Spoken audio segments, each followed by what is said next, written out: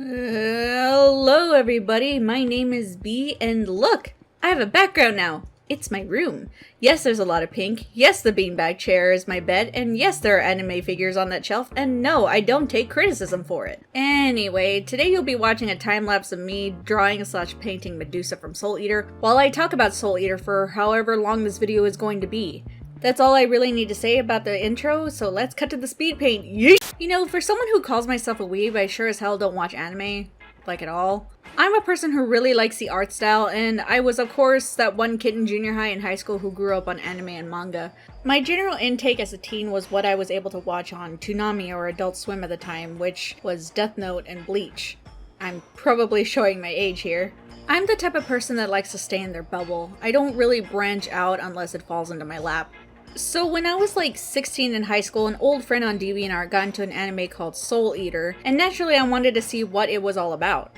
I enjoyed it, but I didn't finish watching it and I just moved on to Transformers or making my own OCs, I really don't remember. But now as an adult who impulse bought a subscription to Netflix, I rediscovered Soul Eater and now it's my current obsession, the only thing I want to talk about besides VTubers. So sit down, relax, keep your hands and feet inside B's Info Dump Express and enjoy the ride. For those who don't know what Soul Eater is, it's obviously an anime and a manga. I'm not the best at describing summaries of shows or stories, so I'm gonna try my best here. The story takes place in a place called the DWMA, the Demon Weapon and Meister Academy, where the Grim Reaper, aka Lord Death, runs a school where demon weapons and their meisters learn to fight things known as Keishins and witches to keep the world safe. There is also a goal for a demon weapon to consume 99 Keishin souls and one soul of a witch to become one of Lord Death's weapons, which is called the Death Scythe. I've always been interested in fictional worlds where there are different species that still look human. In this world there are different species, demon weapons, humans that can turn into a weapon. This can be a scythe, sword, guns, gauntlet, glove things, spears, whatever this is, I don't know what that is. According to the wiki it's called a demon lamp, which is interesting I guess. Meisters. Someone who is a partner to a demon weapon to fight in battle. According to the wiki in the anime, there are different versions of Meisters, like Scythe Meister, a gun-type Meister, and apparently a lamp-type Meister, which, okay, don't get me wrong, seeing the lamp in action in the anime is actually really cool, but it's just weird that there is a literal fucking classification for lamp-type Meister. That's just, that's just weird, okay? Witches, self-explanatory, a race that's primarily female and their appearances and powers revolve around animals, like frogs, spiders, mice, or like Medusa here, snakes. The witch species is probably my favorite because I just really like how they use their appearance to convey what kind of animal they are, and the fact that they use the animals' like sounds or their names to make their chants for their spells, like how Medusa says cobra cobra, snake snake, and Iruka is like fucking ribbit ribbit cribbit for a frigate. Yeah, that stuff. I just think it's cool, okay? Keishin. The best way I can describe a Keishin is that it's a demon that consumes human souls, and that's a big no-no to Lord Death's laws. There are other types of creatures like werewolves, monster cats, sorcerers, and so on.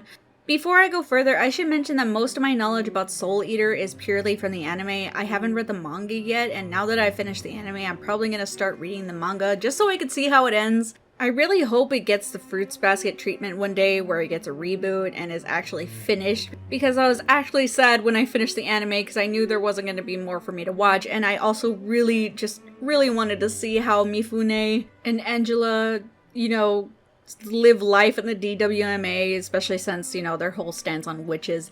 I want to see how that works out. They were cute, okay? They were really wholesome. Anyways, it's time for me to talk about the characters. The main characters are Maka Albarn and Soul Eater Evans. Maka is a Scythe Meister and Soul is a demon weapon.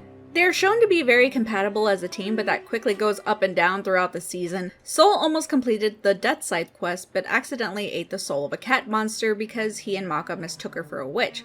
Which is a bit of a fuck up with the quest, and they had to start all over again from 100 souls to 0 souls. RIP. Maka is a straight A student and a bookworm. She has the entire rules of the DWMA memorized and is also at the top of her class. She's the daughter of a weapon meister and a death scythe. Though her relationship with her father is very rough and she pretty much hates him and can't stand him despite her father actively tries to get along with her.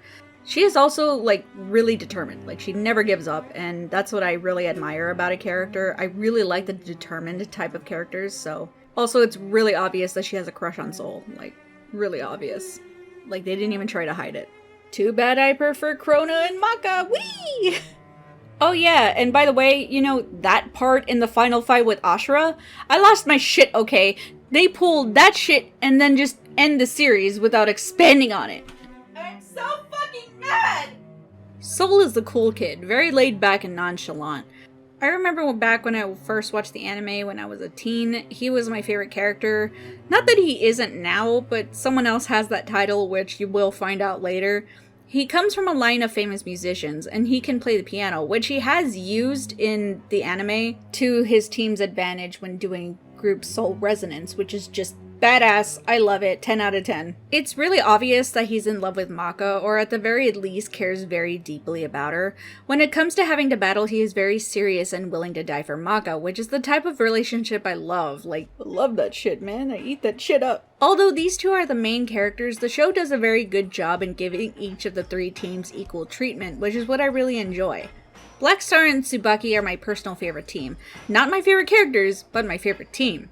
Black Star is an assassin meister. He is a very loud, obnoxious, hot-headed, full of himself brat who is very determined to fulfill his goal of surpassing God, whatever that means, and I love him. He reminds me a lot of Bumblebee from Transformers Animated, rather immature and obnoxious, but a genuine soul and extremely determined. His relationship with Tsubaki is very endearing and I just really adore it.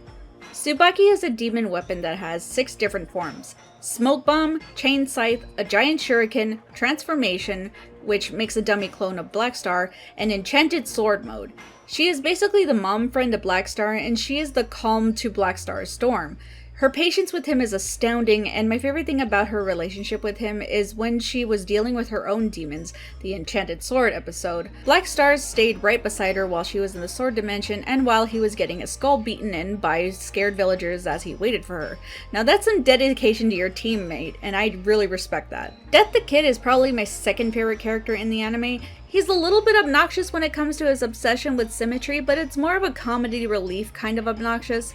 It's funny, but when he's in the middle of a mission or a fight, it's kind of frustrating when he gets distracted by something that isn't symmetrical, or when he's gushing about something that is perfect. But other than that, he's the most aesthetically pleasing character to look at.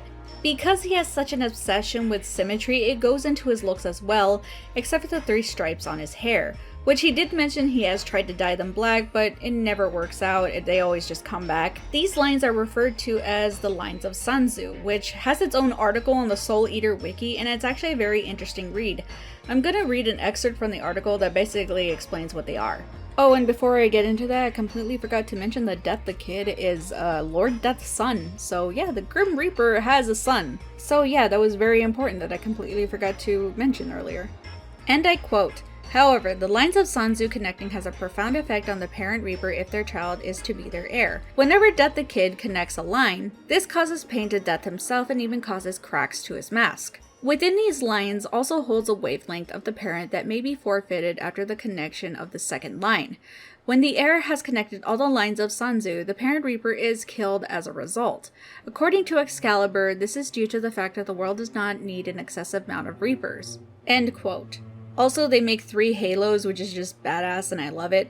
And he holds his guns upside down and uses his pinky to pull the triggers. I tried to find a reason as to why he does this, but the only conclusion I could come down to was, it just looks cool. Also, the concept of Lord Death, the Grim Reaper, having a son is just really cool and I need more of that shit in my anime.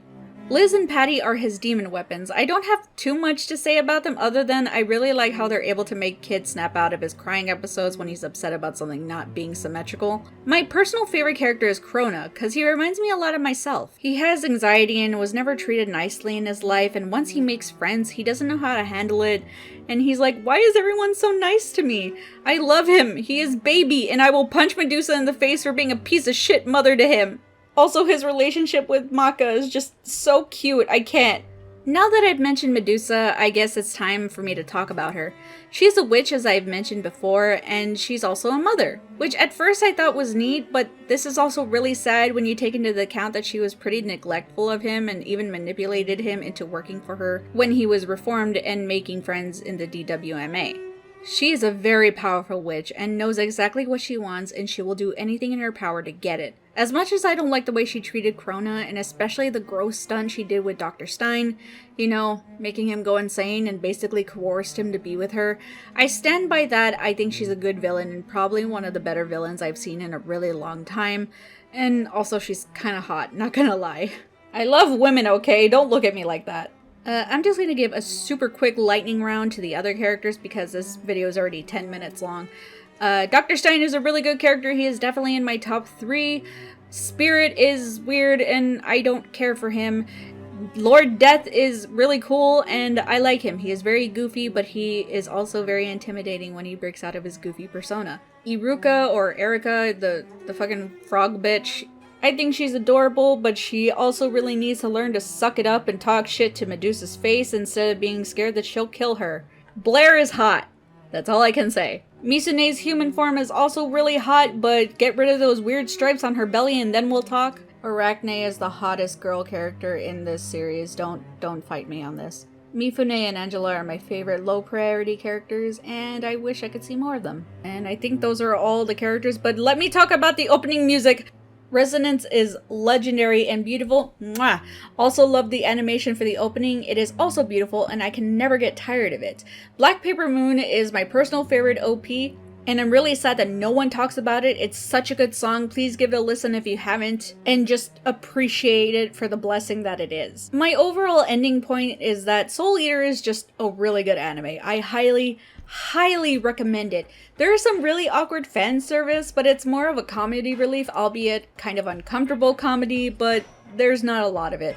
I admit I skipped 2 episodes because Excalibur is annoying and it made me want to do the no breathe, and they're just filler, they're not important. But I did watch 1 episode that was about him and it was pretty decent.